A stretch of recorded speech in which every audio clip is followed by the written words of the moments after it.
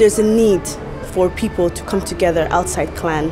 And I think young men and women saw that the clan system benefited the older members of the community. They felt marginalized, they felt they didn't have a voice. Because if you look at the traditional clan system in Somalia, it's very much about seniority, it's about elders controlling and having say over everything. And this outlet, this extremist outlet, gave young people an ability to be part of the decision making, or that's what they believed.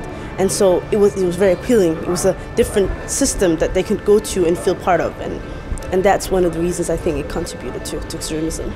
We have to come together. We have to do better for youth. There's a gap, obviously, we can't deny that. There's a gap between the ulamas and the young people, both in the country and abroad. And they're willing to sit down with the young people, hear their thoughts, and learn from them too, because they feel the young people also have a place and a voice in the Islamic traditional community, as well as as the mainstream community as well.